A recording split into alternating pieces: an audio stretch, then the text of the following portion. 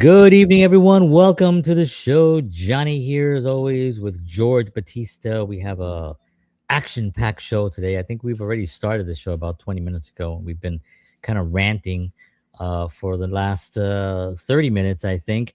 And just to give everyone a little heads up on a few things, I've had a power go out here in my house in Nashville. So in case power goes out again, I will be on my phone. So I have everything set up and ready to go just in case the power goes out again. But just in case, that's what's going on here. Hello, everyone. Hope you're all doing well out there. It is Sunday night. It is March 15th, 2026, 7 p.m. here Central, 8 p.m. where George is. And how are you, George?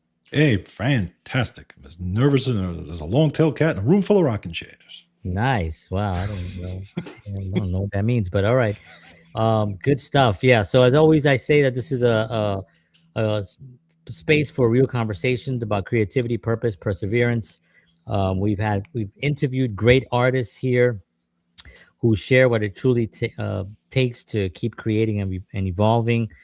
But what I really always say is if you're building something meaningful, then you're in the right place.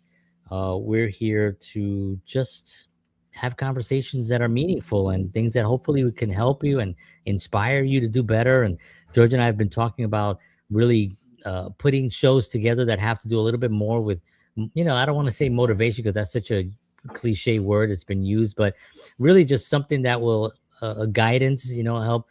And I tell you what, the morning show that I do, it could be a motivational thing, but it really is an affirmation, for myself. Sometimes Yes. I'm talking sometimes and I'm thinking to myself, wow, yeah, well, I should be doing more of this. Right. I'm like, you know what I mean? Like I'm actually trying to talk to people about stuff and I realize, yeah, this is actually really valuable information. And especially if I'm reading from an article or something that's valuable that I'm learning with everyone. And that's kind of like the show that we want to do here. We were, George and I were just talking about kind of the stuff we always talk about. We're talking about Star Trek. We were talking about nutrition and health, and George had an interesting encounter. I don't know if you want to talk about that. I mean, Well, you don't have to give any names of no, anybody. no, no. I won't give names or anything like that. It's just one of those things where you see people who You were in a situation. I was in a situation You were in a situation with people and there was where people people were there. involved, and Right. you had made observations on these people that were involved. Correct. Yeah, and the observations were I was like, it's one of, and I've talked about this on my show and stuff like that many times in terms of the decisions that you make in Right. terms of, let's say, with your health, or it could be whatever, with your health, with your finances and all these types of things. That the little decisions that you make every single day, they matter over time, right? And I say to myself, well, the decisions that I make every single day in my 50s, as far as health, for example, well, I make these decisions to keep my body in shape and my mind in shape and all these things because I want to have a better quality of life as I get older. Because I see some of the people who are, whether they're 5, 6, 7 years older than me or whether they're 20 years older than me, they have a horrible quality of life. Right. And I've seen people who are around my age, Yeah. and I'm like, holy You know, cow. you know what? Maybe you can talk a little bit about this because I hear also people say, well, yeah, but modern medicine is keeping people alive longer now than ever. There's that. You know what There's I'm that. saying? Like, Yeah, this yeah, is what yeah. you hear, and it's There's sort of that like argument. I know. there's I that know. argument, and they may have Well, the numbers, but but how are they living? It's what you said, but the that quality of life. exactly. It's I don't.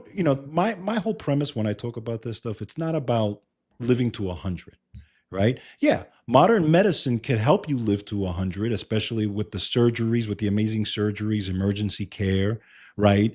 And emergency medicine that they give you if you're ready to have a heart attack and that type of stuff. Sure, they can, yeah, but it's not about living to 100, okay? Because it's the quality of life that you have if you're 100, right? Right. If you look at these guys like my heroes like William Shatner and Chuck Norris and all these guys who Jack LaLanne and all these guys who lived into the 80s, 90s, close to 100, whatever. Look at their quality of life. They're still working. They're still out there Yeah. doing stuff. Yeah.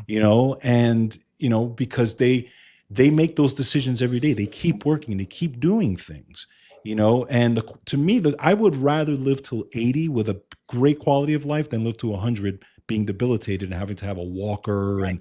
or Right. having to have my kid take care of me and change me, that type of thing. That's the way I look at things. Right. Right. And I think that's the argument that they, that's made on, and it's not modern medicine. We have to understand that we're not talking about modern medicine. We're not talking about operational procedures. Right. AI robots are now. There's a thing that I just saw from China, and there's a robot. They have these precision hands to do operations, and these things are like unbelievable, and they don't make mistakes, and they don't shake. There's no breathing. There's no tiredness. Wow. And it really goes in and does the actual thing that it's supposed to do, and it comes right out, and it's operated completely through AI. AI knows what it has to do to go in. It knows everything.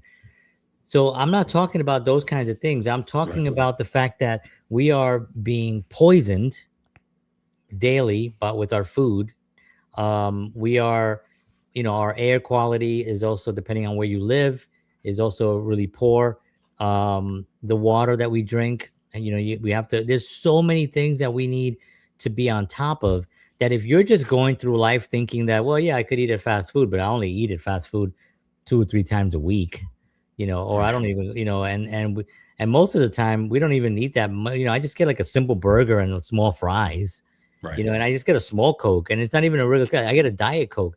If you're living your life with that, you are literally being fooled, and you're being tricked basically into thinking that what you're eating is actually beneficial, right? Right. Now, Right. there's a lot of information on this. We're not doctors, we're not nutritionists, although George is a wellness coach, and he does have authority to say it. But I'm not a professional wellness person. All I know is that when I eat crap, I feel like crap.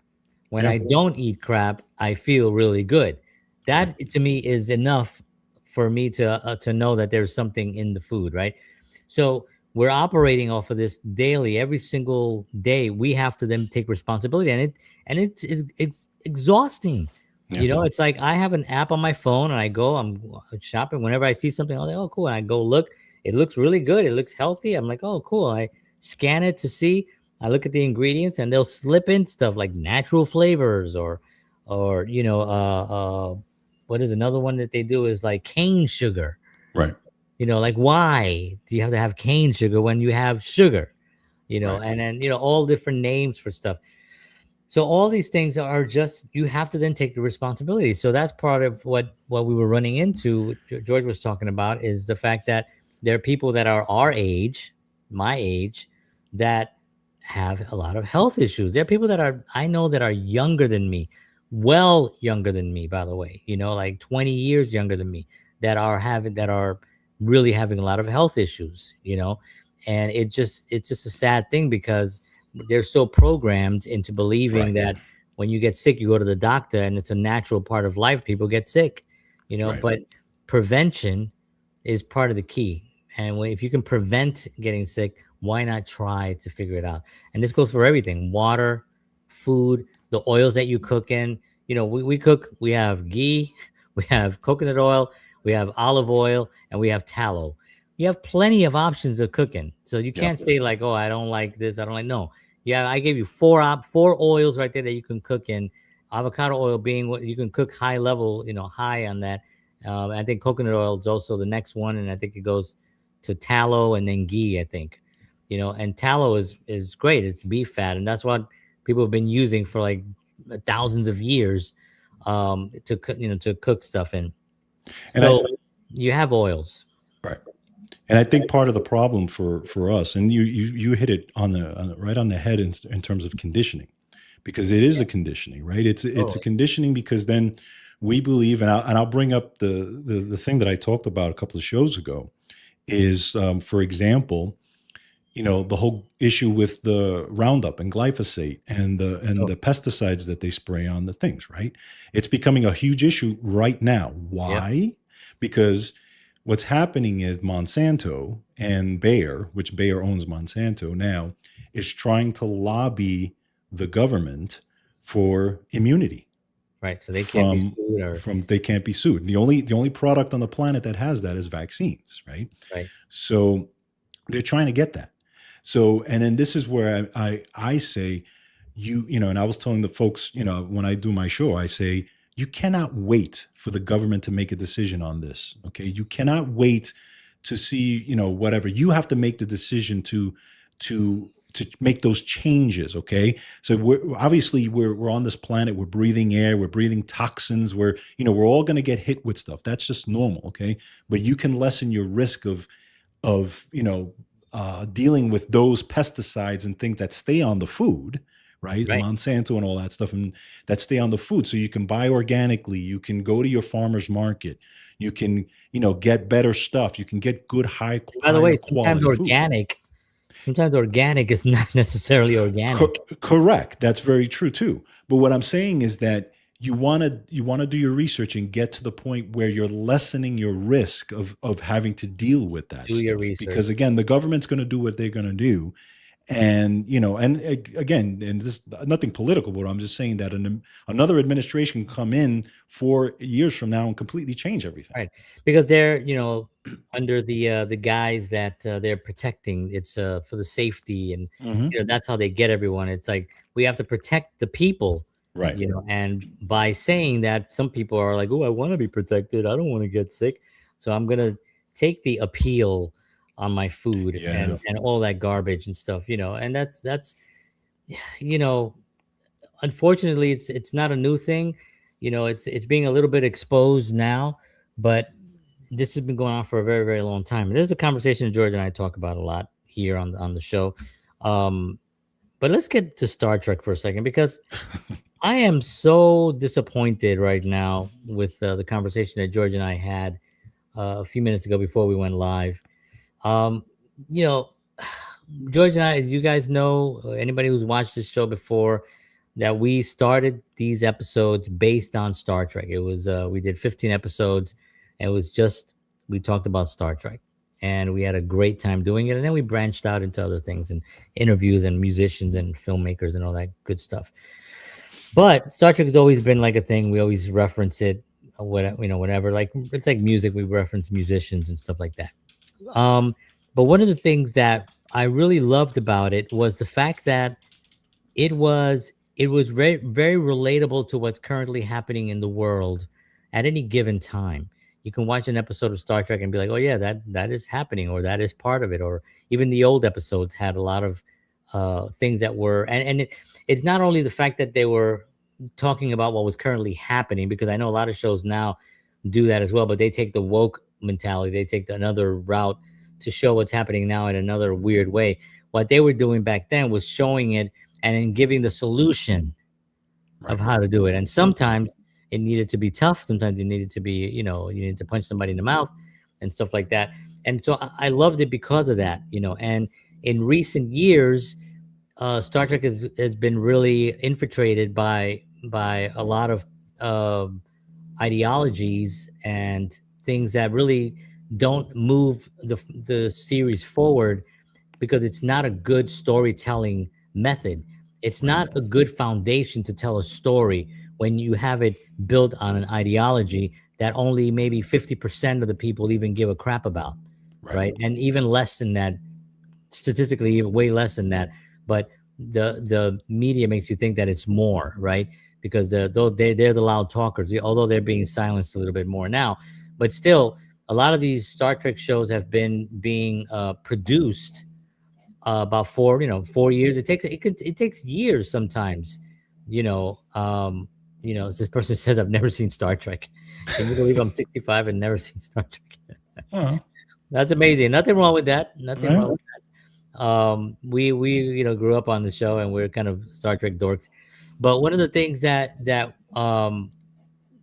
gets me is that these shows have been under development and being produced for the last maybe 4 5 years, when things were very, very, very woke, and people thought that that's where the money was, until they realized that they're losing billions of dollars because of it. You can see all the Snow White film and all the stuff that came out in the last even what I would say 5 years, that had a lot of stuff like that just did not work.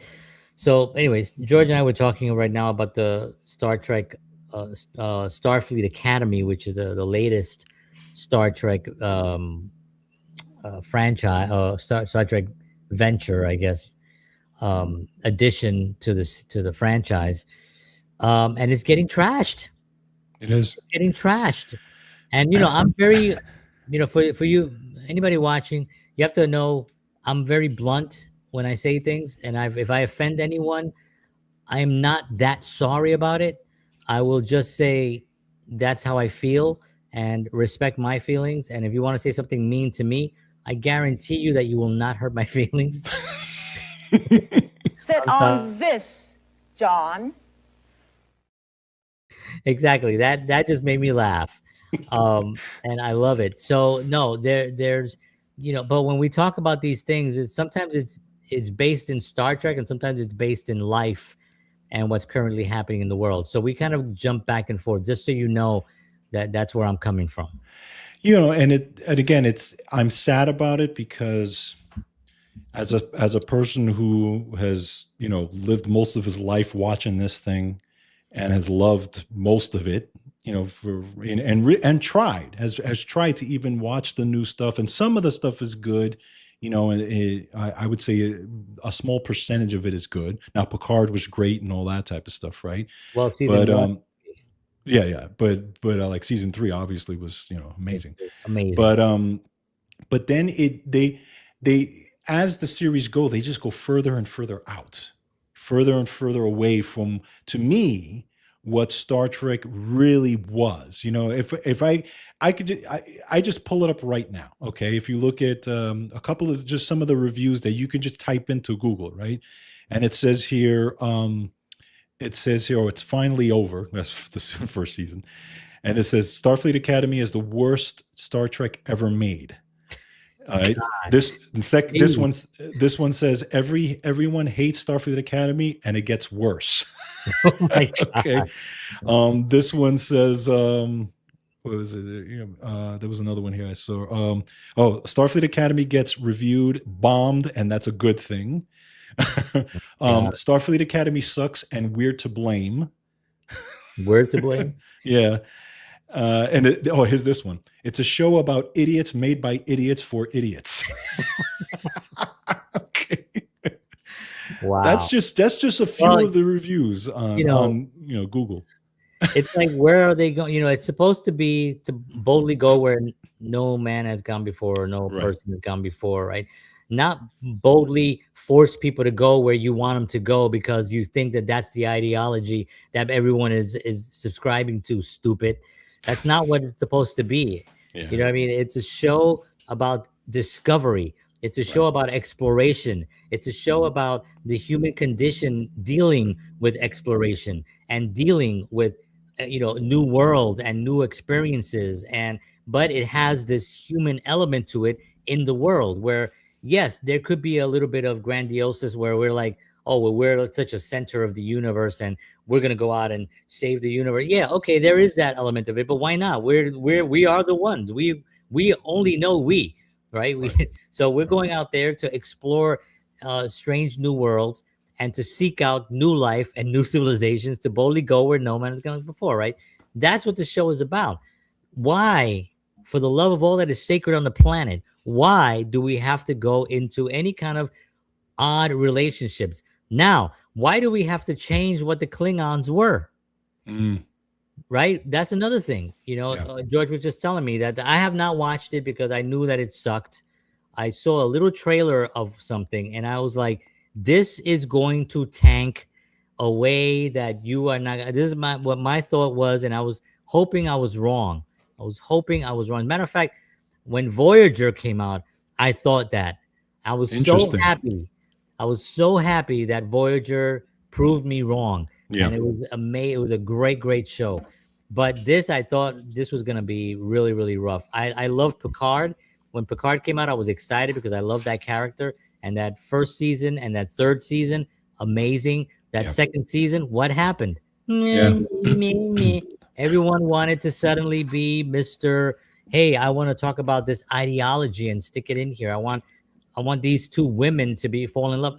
Listen, I got no problem with that, but it's not. It wasn't put in there for the reasons to move the Right. story forward. It was put in Correct. there for the purpose of just we're defiant on this, and we have to fill this in here because. And what happened? You tanked. You sucked. Well, and then what happened? They brought back the guy from what's his name? The Terry Metalis. Terry Metalis from season 3. It was an amazing season. George and I have actually said this. It was probably the best Star Trek, other than Yes. some of the films that we love. But the Right. best Star Trek ever made was that 3rd season, especially those last 4 to 5 episodes Right. of Star Trek Picard. Unfreaking believable. So what do? They do this Starfleet, whatever. Academy, They have yeah. people that are, no offense to anyone, I apologize. Again, I'm kind of saying sorry in a way just to kind of be nice. But the people that are not in shape, I'm sorry. You're in Starfleet Academy. That means that it's a military thing. You have to be in shape. You got to pass tests. You got to go into space, stupid. You know what I mean? I mean, let's pretend this is real for a second. You think they're astronauts going up in space chunky? You know how much training they have to get to fly into space? Now we have all these guys. Yes, gravitational science and all of the stuff that happens on Star. I get it. The body is not pushed to that limit. Doesn't matter. In order to go to space, you need to train. You need to train. As a matter of fact, even if you're flying a regular, a fighter jet, and you're not going into space, you got to train. You got to train. All those G forces and everything that are going. So a Starfleet Academy person, I don't care if it's the year 23, the 23rd century. I don't care about that. That's not what I'm talking about. I'm talking about any physical human body that is being shot into space. You need to actually have yourself in shape enough where you can breathe, where you can walk, where you can run, where you can do things. Being chunky is not wrong. If you want to be chunky, that's fine. Walmart, you can go to Target. There's a lot of places you can go. You should not be, and this is a flunk on Starfleet. Why would you allow this to happen? You know what I mean? It's like, why would you allow someone to be in Starfleet? That's johnhenrysoto.com if you want to send comments. No, johnhenrysoto at gmail.com. Oh, at gmail.com. Directly. There you go. Send it Yes. right to me. Send it right You know, to and me.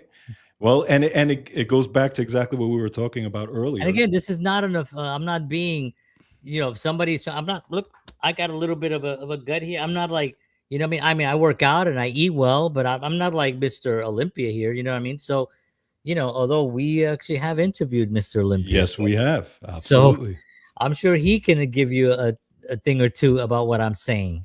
Absolutely. And the point is that, he trains people for for not only Olympias, but he just trains people in health and nutrition and stuff like that. Yeah. He's way older. He's done it. He trains himself. And he's still doing it. Still doing it. Still doing it. You know what I mean? And I think that's part of the frustration that I'm because this is a series that means a lot to people.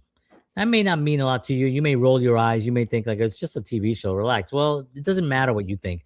Right. What matters is what the millions and millions and millions of people that have watched it, the trillions and trillions of dollars that the franchise has made throughout since the beginning till now. It's made a lot of money, right? It's actually inspired the space program.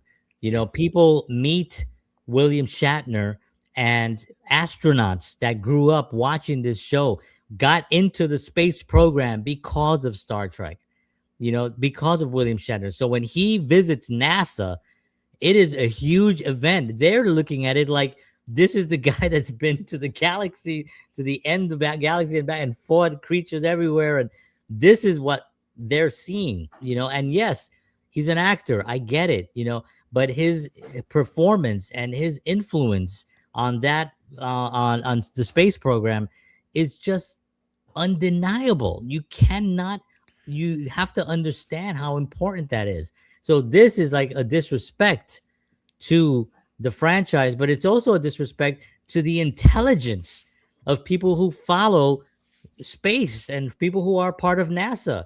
You're watching some, even if you don't follow Star Trek, and you're just following. I like space programs, so I'm gonna follow this episode now. And you watch it, you're going to be like, wait a minute, how did this guy get into the academy? How did this guy even pass the academy? He looks like he just passed a lot of Taco Bells and stopped in. Should not be passing in the. This goes back to the little decisions we make every single day, That's right. right? That's right. Right? Even in Right? space, Even in even in space. space, you got to make these decisions. You know, and listen, hey, if you do watch the show and you like the show, God bless you. You know, maybe you're into it. Everybody has their own opinion on it. Okay. Yeah. You know, I've spoken to people who have actually think it's a good show and they like the message that it sends. I personally don't. It Yeah. just, Well, we know you know, what they're. well, We know what but they're standing. right, exactly. But it is I what mean, it look, is. You know, George and I talk like this. We are boldly gone, we look good, and man. we look good, right? Yeah, I mean, like we it. look like a captain, like like a captain and first officer. Yes, Like yes. we're ready to take on space, mofo's. I don't think at this age I'll be able to pass the academy test. But still, my point on all this is that when we're talking about realism, if you want to, like film, give you another example is like, um, a movie I've talked about a million times on my show and this show and everywhere else is The Godfather, right? So The Godfather was a book. The Godfather was turned into this epic film, two films that were, some people say even the second one was even better than the first. And a lot of awards, a lot of all that stuff, right? But when you look at the story that they were telling, they basically took this dark underworld, right, and they glamorized it to a certain degree, right? And the movie, I love the movie. The movie is frame by frame perfect. There's a lot of things in the film that people, when you watch it, you can watch it a bunch of times and see like, oh, that's why he said that, because he didn't know that Hmm. he said that first. And then when you go back, that's why he had that faith, and you pick Yeah. up all these things as you move along, watching it a bunch of times. That was that. Then you come forward to Goodfellas, right? Now Goodfellas was also from a book, and now Goodfellas was dark. Yes. It did not glamorize the life. It showed you glimpse of maybe a little bit of glamorizing, but it always ended up very dark, and it ended up in a very real. You see what I'm saying? So these Hmm. are two different films, right? Francis Ford Coppola, Martin Scorsese, completely different. I mean, still with the same subject matter, but I'm using the same subject matter for a reason. Right. But I'm saying one of them was sort of like artistic, glamorizing, shot beautifully, acted beautifully, written beautifully, all these things, right? The second one acted beautifully, but dark, Yeah. harsh, Yeah. written beautifully, shot beautifully, won a bunch of awards. Both of them did. But both these films had the same subject matter, but they took these different turns, right? One of them was more of an artistic viewpoint. The Hmm. other one was more like the real hardcore Henry Hill, who was the guy who put the book together, with the dark book, the book Wise Guys, right? Right. And so you take these kinds of stories, like with space, for instance, and then you can have Star Trek Next Generation. You can have something fun like Orville, which was Hmm. basically, in my opinion, was basically Star Trek, True. just with humor in it. And even those last couple of episodes, for it, was pretty adventurous. Actually, it was Yes. it was Yep. not even like just humor. It had a lot of, like, Star Trek qualities, and that's what it influences. So you see how you can take something, you can take the original series, Next Generation, and then you can go into Deep Space Nine, which is just a space station, and still keep the integrity of the show, keep the characters pure, and then just throw in stories. Voyager, same thing. Enterprise had its moments. Right. Probably the second season, third season, fourth season was a little bit better, but they kind of ran out of steam. I think. So they only had 4 seasons on that. What was the other one? Strange New Worlds. I think started off a little bit slow for me, and then kind of got better. Right. I think now they're doing a little bit better now. But I think they're gonna probably eventually, because they're on season 5 now, 4 or 5, I think. Yeah, something like that, right? So they're gonna be ending soon because you run out of not stories, but you run out of interest of the characters. Yes. It's just like that's why a lot of shows are like about 5 to 7 seasons, because after that it's like we're pushing on this at this to where we're gonna go. But they're all different takes on the same concept. Right. You see what I'm saying? I'll even throw The Irishman in there as another mob film based on a book called I Heard You Paint Houses, which is a code word for if you murder somebody. I don't know if you can say that. You can't say certain things on YouTube, certain words. So I can't say the M word. I can't say the S word either. If somebody decides to end it, you can't say that word. Interesting. Yeah, you can't say that on YouTube. So anyway, but that's part of the way I look at it. So when you take over a franchise, respect it. Exactly. Respect all the series that came before, all the people that put their blood, sweat, and tears on making this thing come alive.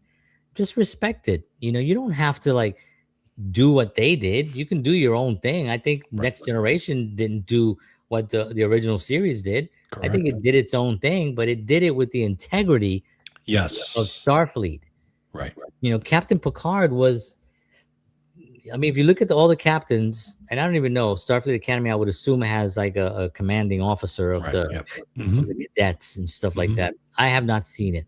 I'm not going to see it because it's just frustrating. But, I don't know how that person, all I know is that the captains that I'm aware of have this very high morals, high ethics, but very complex personalities. Yes. And that infused in with the running the spaceship and, going out there on this big giant starship and exploring it, that combination of a character that's very conflicted with his own identity and then having to make decisions that can put people's lives at stake all the time, that conflict makes the series very interesting. Yes. And it's kind of like that with these mafia movies. Don Corleone, is very, and then Henry Hill had his things, and all these guys had their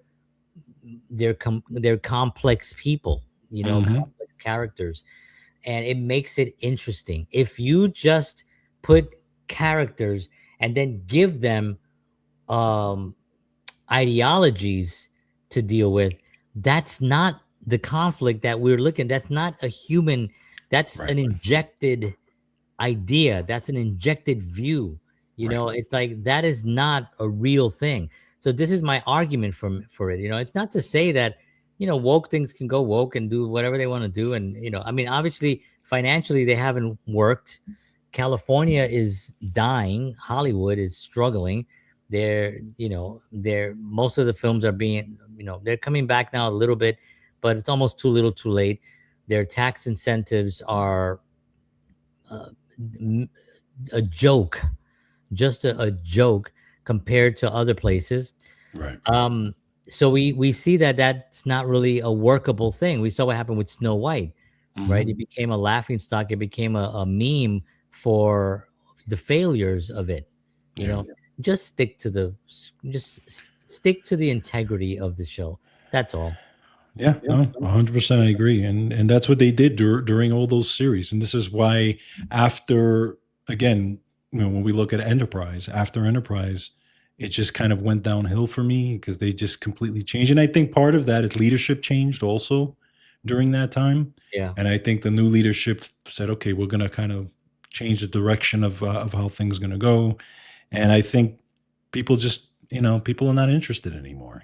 People. It's hard because you have such iconic. See, we're in a different time period technology wise. So people are getting there for their entertainment, not the way they were during the ones that Right. we love. Right. The original series was in the 60s, then you had the 80s with Next Generation and the 90s, and then you had Voyager around that same time and Deep Space Nine around that same time. All these, it was it. You had your networks and you would watch them on network, and you would be once a week you would tune in for the episode.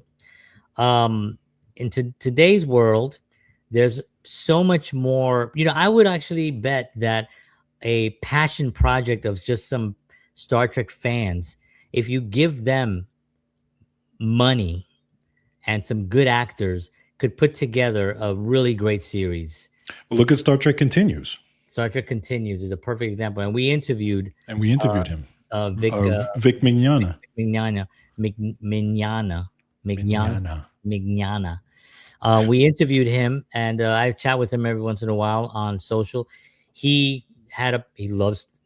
played Captain Kirk in this series. I think they only did 6 episodes, I think, but they were passion projects. But they took such care in keeping it authentic, right? From the uniforms to the sound effects to the sets to the angles to the lighting to the camera choices, the angles, everything that they did was just to keep the integrity. And what happened, the basic premise of Star Trek Continues was that it was a 3-year, it was supposed to be a 5-year mission to explore strange new worlds. Well, the series ended in 3. So what Vic and his team did, they basically just kind of ended certain episodes, and they took episodes and they did reverse things on the I think it was The Enemy Within. Was that The Enemy Within? No. Which is the one where suddenly he has a beard. Where he has the beard, right? Yeah. The one with the parallel universe and stuff. Right. I can't remember the it'll come to me. I forget. Yeah. And anyway, I can't remember the name of it, but that episode they did a whole thing on it on the reverse side of it. If you know Star Trek, you'll be a geek about it. But he did such a great job with that, and that was a passion project. Yeah, and it was he did it so well because again he's a fan and he respects it, and that was the key. He respects it, and I think yes, he respects it. And you made a valid point of again going back to what we talk about all the time, the way stuff is consumed today. Right. Star Trek is a little bit Star Trek in its older form is a different thing. It's a little bit of a slower pace. It's very, very story driven. You have the complex characters, you have all these things, and then they kind of build it, and there's this arc, this beautiful arc of you see what Janeway did and all these, blah, blah, blah. Now it's much more difficult to do that. Right. And in an effective way, because again, you have to thrill them in the first 8 seconds. Yeah. And the problem is that they don't have a formula of what's thrilling anymore. Right. They correct. have ideologies thinking that is what people are going to consume. Right. And statistics have proven that it's not. It doesn't work. So this is where the frustration comes in, is that they're not even using the tools that they do have, because there's still an audience. There's more channels, there's more opportunities to actually for people to consume things. I think, and this is me going out on a limb as I usually do, but I think that if you were to take Star Trek and do a vertical series, I don't know if you've heard we talked about that before. They're called mini dramas also. Right. But if you take them and you shoot them in mini drama, you shoot a 90-minute, you give them doses of a minute and a half per episode every day or every other day or whatever it is, that you will get people interested again, and then you direct them to the big show on screens. A lot of these mini dramas are also shooting in wide as well. They're doing both because they're going to market it in both places. People are consuming things on their phone. They're consuming things in small doses. People say attention span is whatever. You could say that, but if you look at YouTube, the average of people of how many of minutes people watch YouTube videos is like 40 minutes. So it's not it's not just that, it's not just now they introduced shorts, would actually drop that because they kind of almost sabotaged their own statistic in a way, YouTube, because they had people were watching stuff. If people are interested in the thing, they're going to watch it. George will sit there and watch an hour interview on True. YouTube True. with a guy that can put people to sleep, but he's talking about something that George loves. True. I would literally watch an hour and 20, and I watched it not long ago. I watched an hour and 20 minute on a guy who was reviewing guitar pedals, but he was talking about the wiring and all of all the different types of pedals and stuff, guitar pedals. For those of you who don't know, there's a pedal stomp boxes that you give you different sounds. And he was talking about distortions, basically, most of the and I watched it riveted because I was interested in that. So there are audiences that are interested in certain things. But when you think that you're making something for the masses, is a huge mistake. Right. It's a huge mistake because there's always going to be, if George and I started a podcast on how to make eggs, and we have 100 different ways of making eggs, there's an audience that would love that, and they'll tune in to see how we're going to cook the next egg, because there's an audience for all these things, and that's the thing. There is an audience for everything. I've realized this doing the podcast, that there is an audience for everything. There are people who, that do stuff on podcasts or shows like on YouTube and stuff like that, that I would never ever watch, for a long term, but they get people watching them all day long because of the interest, right? Right. And I think the thing about people with the attention spans, right? It's more because of the phone, right? Because of everybody's going scrolling. Now, YouTube was not really meant to be a scroll, go to the next thing, go to the next thing, go to the next thing, right? What YouTube really was, the way it initially was meant to, like, okay, well, how do you do something? Right. How do you change a light? How do you go into your engine and do something? Initially you had a lot of that fishing. How did you fish? But it was also the fact that you yourself could have a tube. Correct. You could have a TV, YouTube. So it was actually, you can upload videos on how to do certain things like that. That was part of the allure of getting people to put in their content. Exactly. So, but I can see the time. I can see that because, again, YouTube is still meant to be long form, even though they have shorts, but it was still meant to be long form. Yeah, absolutely. Again, I think the attention span comes with the phone problem because there's, kids are not really watching YouTube on their phone. They're on social, right? They're on Instagram where they're seeing the quick things. Well, YouTube has, as a matter of fact, I got cast in something that I'm shooting on Thursday for a very, very big YouTube channel. Okay. I won't say the name of it just yet, but where one of their videos got 100 million views. Nice. 100 million views. And all their videos are like 50 million, 70 million, 20 million, that's like their video.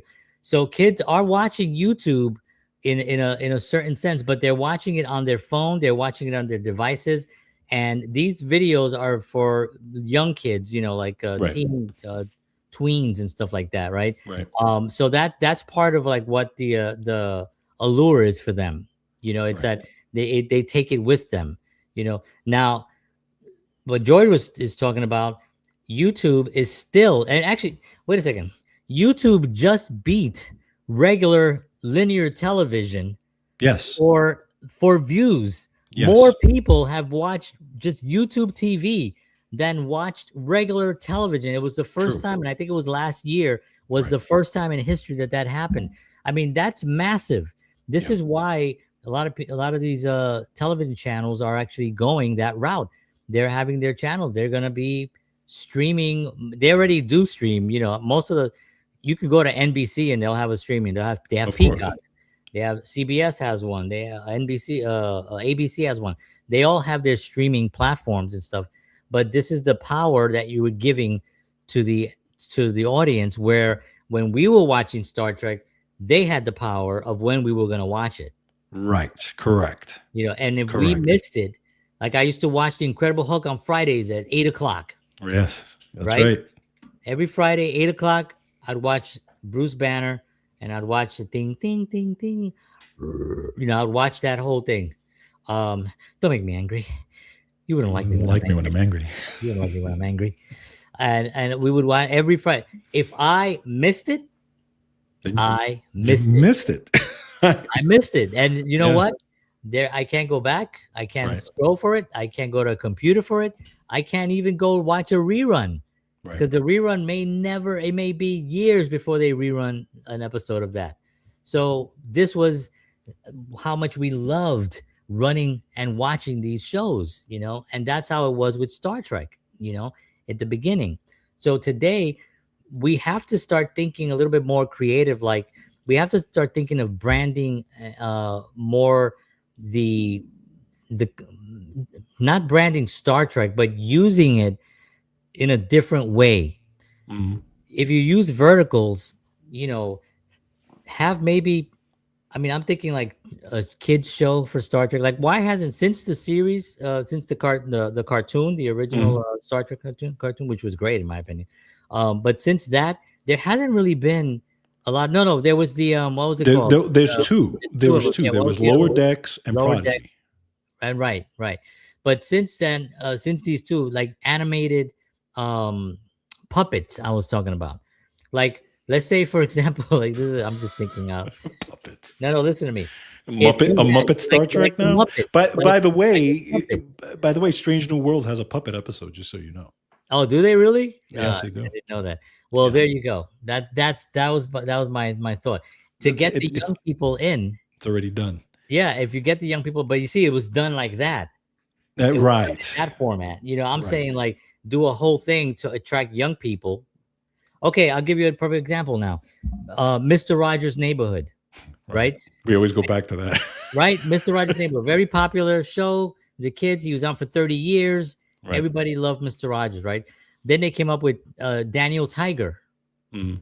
Daniel Tiger was an animated show, Right. and it was basically Mr. Rogers, but it got so many people back onto the original show and watching Daniel Tiger. And then the kids would grow up and be like, and parents would be, I did that with my kids. I Right. said, Daniel Tiger came from a show called Mr. Rogers, and Mr. Rogers had a show that I watched when I was a kid, and they were like, oh, I want to see it, and I would show them some of the episodes, and we would watch the episodes together. That connected the youth to the new thing. So if you did something like that to connect the young people, we're losing Star Trek, folks. I mean, Lower Decks is killing us. It's going to kill Star Trek. But in order to do that, though, in order to do it effectively, like, think about what you just did with your kids, right? You sat there and you introduced them to this thing. But only because they were first interested in something else that I was not interested in. Right. But what I'm saying is that you kind of, you shifted them. You said, okay, but now take a look at this because of this. Okay. Right. This is part of the problem, because a lot of parents now are not doing that. Okay. Right. They're not guiding their kids to say, hey, take a look at this.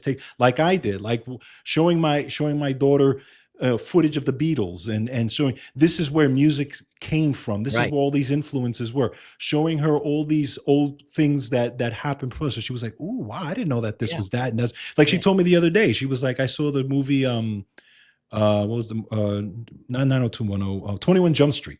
She watched the that movie that came out a few years ago, right? Yeah. 21 Jump Street, and she looks at me, she goes, "I didn't know that was a series." I said, yes, that was Johnny Depp's first thing. Right. That was, I said, I told her, I said, go back and watch that series now and you'll see, because it was a very successful series back then. Right. But again, it's guiding kids. And the problem is the parents these days are not guiding their kids, because what are they doing? They're giving them the phone, and they're not, a lot of these kids are not watching these shows now. Even the Bluey and all these shows that are on now on what was the Disney Channel or Nickelodeon and all these channels now, a lot of these kids are not watching that because they're glued to the tablet and the phone. Okay. And I think a lot of them are missing that. Yeah. So I think that's a big problem. You're right. I'm writing that down because I think we should do a show on this in the future. But Agreed. here's the thing that I was also gonna say. I we homeschool, and I homeschool my daughter, and I'm in charge of the art stuff. So what I give her is exactly what you're talking about. Like I'll give her the last lesson that I gave her, as a matter of fact, and I'll just punch it up real quick here because I think it's kind of fascinating. Um, and she just turned in her lesson. Come on, John. Don't be a bonehead. Where is it? Oh, here it is. Don't be a bonehead. So I had, you know, I had the history of rock and roll. I had a YouTube video for her to watch. Just so you know, I know you're on another tab, but you're frozen. Oh, I might. Yeah, yeah. I think when I go to another tab, that happens. But you can hear me, right? Yeah, I can hear you. That's fine. So, how blues music influenced rock and roll. Another YouTube video for her to watch. Right. The story of rock and roll, the 1950s. Another YouTube video. And then the assignment is I give her like a timeline project that they create a one-page timeline, handwritten or digital, showing at least 5 key moments in early rock history. So she gets some concept of it. And then I'll go down Chuck Berry, Little Richard, Elvis Presley. And so I'm giving her all this information. And then she's not always going to be interested in, in every single thing. Of course. But it exposes her to it. So Yes. whenever we're talking about something, like if I'm in the car somewhere and somebody plays a song, like Michael Jackson and Paul McCartney had that song "Say Say Say." Yes. So like that was new to them. And I Right. was like, yeah, there's Paul McCartney. Remember the from the Beatles, and he sings this song and that song. So Yes. he did that song with Michael Jackson. And they're like, oh, I didn't know that. Yeah, and they did a really funny music video together as well. Let me show you the music video, and then we see the music video. I did that too, actually. You see what I'm saying? It's like Yeah. it's a fun kind of thing that you can do, but it's you're right, it's a responsibility of the parents. But unfortunately, the people who have the money that have all this technology and can put stuff out there are not thinking with it. They're thinking with the bottom line now, quickly, make some money, get this Correct. show sold, Correct. get them. And what are they making? Garbage. Right. Because Well, and people this aren't is going to go back to it. right. And you're Look how right. much This we is go back to Star Trek. Are we yeah, going to this go? is this is part of the problem because you're not going to have you're going to have a generation of kids that grow up who are not well rounded, who don't know a lot of stuff, and not that you have to know old TV shows and same. But what I'm saying is they're not. When we were growing up, we learned a little bit about everything. Right.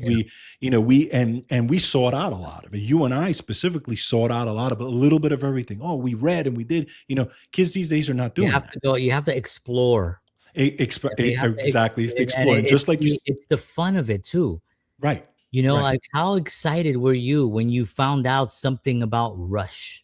Oh, You know what I mean? Like something that you didn't know, like the live album. I didn't know there was a live album, or whatever the case may be. It's just that exploration that really just makes it so much fun to find things, Right. And it does make you more well-rounded. Of course, nowadays, if you're well-rounded, you can join Starfleet. Nice. No, But no, it's true though. It's so yeah. true. It's we have to now in this day and age, even again as parents, fight more to bring our kids back to the human element, right? To the one-on-one, to this type of thing, because we're losing our kids. We're losing them into all this stuff. We're losing. So we really have to try to do everything we can to guide them, not just put them in front of this thing, but show them these things. My daughter, what was it, last year, came to me when she was working at ShopRite. I'll never forget. She comes over and she says that one of her friends made reference to Cheech and Chong. Oh, right. wow. And she goes, and then the guy asked her, he says, you know who Cheech and Chong is, right? And she was like, no. And he's like, you don't know who Cheech and Chong is? So she comes to me, she goes, who's this Cheech and Chong? So I said, okay, wait. So I went on YouTube, of course, and I showed her clips and I explained the whole concept of Cheech. She was like, oh, now I get it, Good. right? Now she's got that, Hey, man. Yeah, exactly. Yeah. Oh my God. That's hilarious. Yeah. I mean, it's funny because I just moved this picture over. This is my son when he had long hair. Oh, nice. He looks like such You a remember rock that star. guitar? Yes, I do. Oh my God. That's Look the at rock that. axe. The rock axe. Wow. Did you ever That's think, great. like, when you went with me to buy that guitar, Do you remember that the guy put it up like this? He goes, "What about this one from the front?" And we were walking in the back, and you went to me, "Oh, it's red," and I was like, "Oh, it's red," and I went and I put it on. I was like, "Oh, this is nice," you know. And then I had Unbelievable. my rock axe. Did you ever think, now here's my son holding the rock axe guitar? No, it's just It's wild. It's wild. But that's the kind of joy that, as a parent you have, is to pass this on, yes, to the kids. So at least they're not going to get into it maybe like I'm into it or like you're into it, maybe the music part, but at least they'll have references to know when someone's speaking about it. It goes, "Oh yeah, I know a right, little bit about that," and I can interject, and my dad does that, or my dad, is part of this, and they'll have a little bit more. And I think that's, when it comes to Star Trek right now, that's lost. You know it what I is. mean? Like, it's not even, I can't even, and it's so great that you brought this up, because I think this is where it's getting really, really lost. Yeah, There is nothing to move it. There is no, I mean, there's Trekkies, Trekkers, and people that are just, yeah, their families will watch the old episodes and whatever, but they're not going to love it the way we love it, and they're not going to explore it the way we are, and they're not even going to have the opportunity, these kids, to do that, because there's so many other things that are come into play that, we would sit, George and I would buy he would buy Modern Drummer magazine, and I would buy Guitar Player magazine, and we would have these I mean, this was it. Page, you read, yes, you see something, oh, this is cool, look, and this is a pedal board that does this, is cool, and you read, and it's cover to cover, because you have to understand that magazine only came out sometimes once a month. that's right. Once a month. You know what torture it was? That's I so mean, true. It and was torture. there was Guitar World, and there was Yeah, Guitar Player. I think you had Modern Drummer, and Modern Drummer. there was another one that I There was, think yeah, there was another one, drum something. I Percussion forgot Plus. what. No, that was a No, that drum. was the set. That was the set. The But drum Modern set. Drummer was the big one. Modern That was Drummer the was big the. one. Yeah, it's I still mean, the I big one. remember I used to go. Sometimes I didn't wait, and I used to run to Sam Ash, or I would run to the music store, whatever, just to see if it was had out. come out. Right. And when it came out, I was like, Yes, I that was another grabbed- thing. Because that's another thing we didn't know, because we didn't subscribe to any email lists that would Right. tell us that new magazine is out. We didn't know it was out. We had to go and look, Yeah. and that's what I would do too. I would go to Sam Goodies. Yeah, Sam um, Goodies, had it. What else? The other place, the big place, Tower Records. Tower Records. Had Wow. magazines. And you go to Barnes and Noble. You Right. go to bookstores and stuff like that. They would That's have right. it, and sometimes even music stores like Castle Hill Music had a Castle little Music. Yep. magazine section. Sometimes they would have it there. And you go to these magazine stands, and there it is, and that was so much fun exploring that. And that's, unfortunately, kids are not gonna have that anymore. I mean, with ChatGPT, they're just gonna yell stuff into their phone. Tell me about this thing, and it's gonna give them information. Is that bad? I don't think it's bad. I think it's just a tool. It's something that we can use. But if you lose exploration, That's the key. you lose that. You That's the key. lost everything. You don't have any chance to really discover things for yourself, and then make your own assumption of it. Right. Make your own creation of that new information that builds that thing. Like, you can right now, if I tell George right now that first time that he saw the drum set that he bought, he's gonna go right back to that moment. Yes. And it was in the store, and you're looking. He knows that moment. Yeah. I remember the moment with that red guitar when he picked up the Rock X guitar at the back. I remember like it was yesterday. 'Cause I'm short, so there was a bunch of aisles and stuff like that. But when he picked it up, I was able to see the hand with the guitar. And Mhm. George was tall. He was like, oh, and I was like, oh, that looks good. All these things are those moments that we put in our, we created ourselves. We went, right? You drove your Chevette, My Chevette, my Chevy Chevette, your orange Chevette with a my hole, orange Chevette with a hole in the with a floor. hole in the floor that I had to pick my feet up on the dashboard, because the heat There was a heat coming. would come up from the engine and burn my feet. So I had to put my feet up on the thing. So we would drive there and that exploration is really the joys of life. and bringing that back and trying to figure that out. I think that's going to be a good episode to try to figure out ways of how we can get our youth to want to explore things for themselves and not just go immediately to YouTube or ChatGPT or Right. AI. Because if you think about it, right, if you could put it in the simplest form, exploration eventually leads to curiosity, Right. and leads to creativity. Okay, and it's kind of goes right down the Yeah, and we're line. talking about Star Trek. We've been talking about that, and that's There you go. exploration, There you go. which leads to curiosity, which leads to creativity. Yeah. When you're out there, you got to be creative. Yes. A lot of things happen in the world, and one of the most exciting times in my life is when I figured out something. Yes. Like Yes. when I'm playing a guitar and I can't quite get the thing, and I'm kind of like foggy and trying to figure out where my fingers go. And then I look at a magazine and I see a fingering and I go, oh wait, he's using that finger. And I go to my guitar and I nail it and I go, whoa.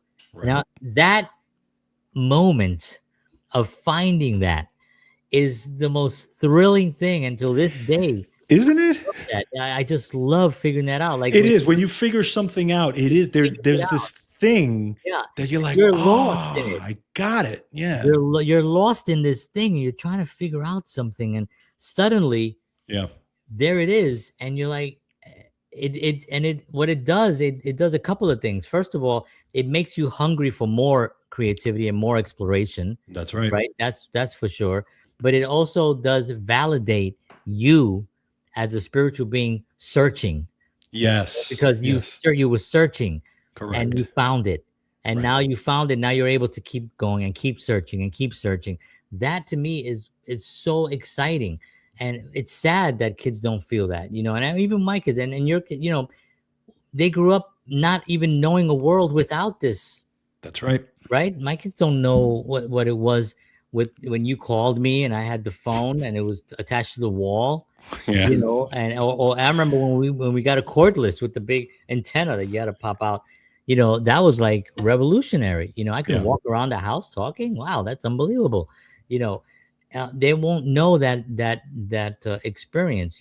But I think that, and George and I, we'll get together and we'll talk more of how we can actually encourage this. Encourage kids and young people, and not even kids, even adults. Because I've gotten very, very comfortable with ChatGPT. I've gotten very comfortable with doing the research on it, and it helps me figure things out. And it does speed up my process. I can put more content out. It does. But when it comes to music stuff, when it comes to playing, when it comes to film stuff, I can't. It's not going to sink in here. That's right. What am I going to do with ChatGPT? Show me how to do a D chord. Okay. Yeah, it'll show me videos. It'll show me the fingering. It'll show me where everything goes. That don't mean nothing. Right. If this can't do it, it don't matter anything. that's when we had magazines, right? We had magazines and books and all that. We had VHS tapes of instructors, right? Like Dave Weckl that you used to watch all the time, and what was the other guy that used to have that VHS that you always played? I forgot his name. So there's so many of them. The drummer, the black guy, Chester Thompson. Yeah, Chester Thompson. I played that one so much. Played it so many times, and I had the Stevie Ray Vaughan one, and then later on I got the Mocambo, and I had it, and I played it a million times.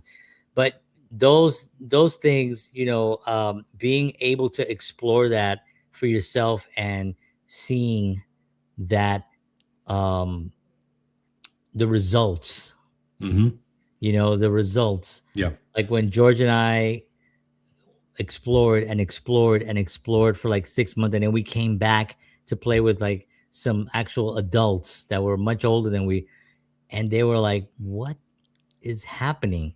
We blew them out of the water. Why? Because we were exploring, and then we were retaining, and then more exploration because it excites us, and then more exploration and more listening and more listening. Where is that now? Where's our Jimi Hendrix? Where, there's some great guitar players out there. Don't get me wrong. I'm in Nashville.